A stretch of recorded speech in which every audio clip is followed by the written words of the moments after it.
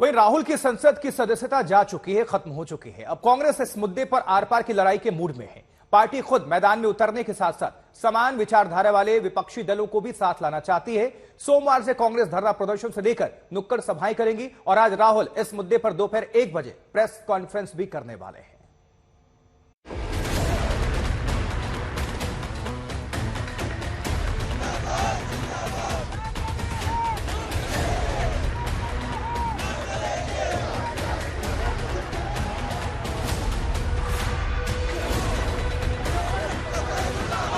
24 के रण से पहले ही कांग्रेस के बड़े महारथी माने जा रहे राहुल गांधी को संसद से बाहर का रास्ता दिखा दिया गया और इसके विरोध में कांग्रेस ने पहले दिन ही मोर्चा संभाल लिया। इधर लोकसभा सचिवालय की चिट्ठी जारी हुई और उधर देश भर में कई शहरों में कांग्रेस के कार्यकर्ता सड़कों पर निकल आए।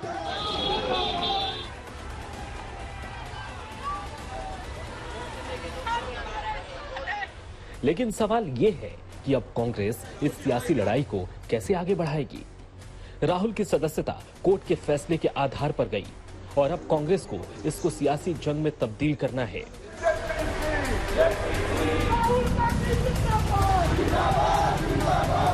कांग्रेस ने इसकी रणनीति बना ली है। खुद राहुल गांधी आज 1 बजे प्रेस कॉन्फ्रेंस करके अपनी बात रखेंगे। यूथ कांग्रेस आज से ही इस मुद्दे पर लगातार प्रदर्शन करेगी। सोमवार से कांग्रेस बड़े पैमाने पर प्रदर्शन करेगी। कांग्रेस प्रदर्शनों के साथ मार्च भी निकालेगी। देश भर में नुक्कड़ सभाएं भी की जाएंगी। कांग्रेस की रणनीति समान सोच वाले विपक्षी दलों को साथ लाने की है। एक साझा प्लेटफॉर्म इस मसले पर बनाने का विचार हो रहा है।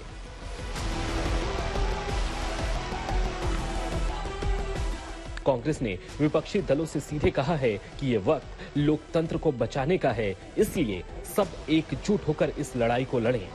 So all those parties must forget their differences. First thing is first. We must protect our democracy, our constitution. So for that, all opposition parties must unite, and we must fight against this mischievous move of the present government. This is my appeal. Congress का मानना है कि एक के बाद एक सरकार पर राहुल के हमलों की वजह से अचानक मानहानि केस में सुनवाई की गई और फैसला आया। जयराम रमेश ने राहुल के खिलाफ इस कदम की 3 वजहें बताई। उनके मुताबिक राहुल नोटबंदी और जीएसटी का विरोध कर रहे थे। उनकी भारत जोड़ो यात्रा कामयाब रही। उन्होंने अदानी केस पर सरकार को घेरा।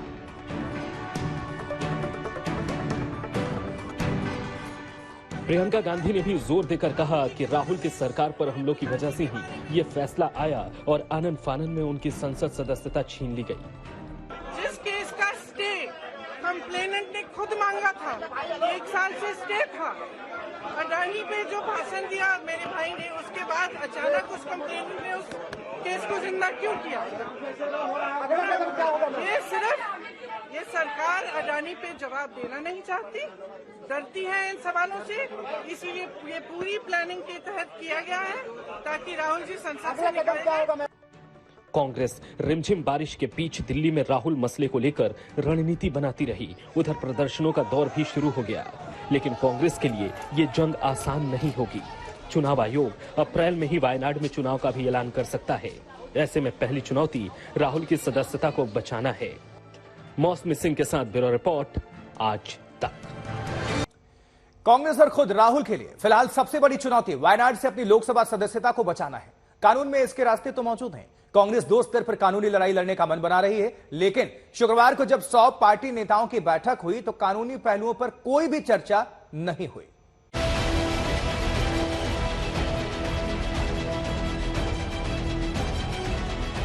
मानहानि केस में 2 साल की सजा के ऐलान के बाद सूरत की कोर्ट से बाहर निकलते वक्त राहुल गांधी के चेहरे पर मायूसी तो थी, लेकिन ऊपरी अदालत में अपील का उनका हक बरकरार था। इसके 24 घंटे बाद शुक्रवार को राहुल बेफिक्र होकर संसद भी पहुंचे थे, लेकिन उनको जरा भी इल्म नहीं था कि कुछ देर बाद उनकी संसद सदस्यता को छीने जाने वाली चिट्ठी जारी होने वाली है। कुछ घंटे के भीतर ही कांग्रेस एक बड़े संकट से 2-4 हो रही थी। अब कांग्रेस के सामने पहली चुनौती राहुल की सदस्यता को बचाने की है।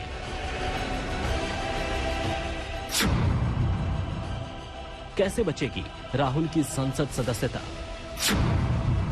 कांग्रेस के सामने कितने विकल्प? कांग्रेस सेशन कोर्ट जाएगी या सुप्रीम कोर्ट? कानूनी जंग में अभी कितने पेच? कांग्रेस ने सियासी लड़ाई का मैदान सजाने का तो पूरा इंतजाम कर लिया। वायनाड से लेकर देश के दूसरे हिस्सों में प्रदर्शन भी शुरू हो गए। लेकिन जब कांग्रेस के 100 नेताओं की बैठक इस मुद्दे पर हुई तो उसमें कानूनी लड़ाई के तौर तरीकों पर विचार नहीं हुआ।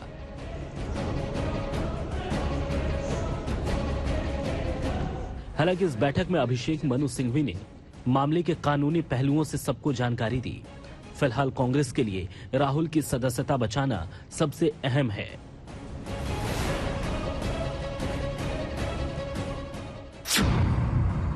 सदस्यता बचाने का रास्ता नंबर 1। इसके लिए राहुल को सूरत की सेशन कोर्ट में अपील करनी होगी और दोषी सिद्धि यानी कन्विक्शन पर रोक की गुहार लगानी होगी। सेशन कोर्ट से राहत नहीं मिलने पर हाई कोर्ट और यहां से भी राहत नहीं मिलने पर राहुल सुप्रीम कोर्ट जा सकते हैं। सदस्यता बचाने का दूसरा रास्ता। इसके अलावा राहुल के पास अपनी सदस्यता बचाने का दूसरा रास्ता सीधे सुप्रीम कोर्ट में लोकसभा सचिवालय के फैसलों को चुनौती देने का भी है। सुप्रीम कोर्ट में कांग्रेस वायनाड सीट पर उपचुनाव पर भी स्टे लाने की कोशिश करेगी।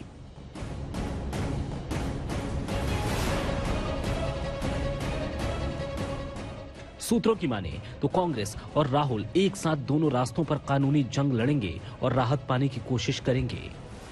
जहां से भी राहुल को दोषी ठहराए जाने के फैसले पर स्टे मिले, लेकिन ये राहत मिलते ही राहुल की सदस्यता अपने आप बच जाएगी और लोकसभा सचिवालय का फैसला भी टल जाएगा।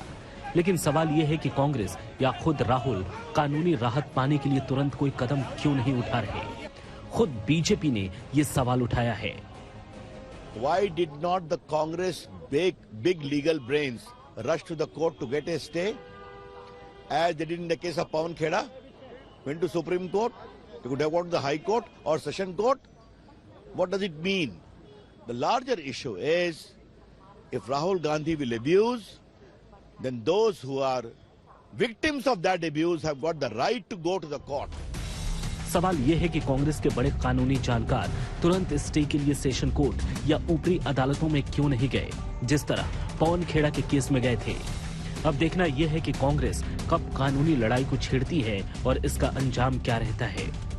नलिनी और आदित्य वैभव के साथ ब्यूरो रिपोर्ट आज तक।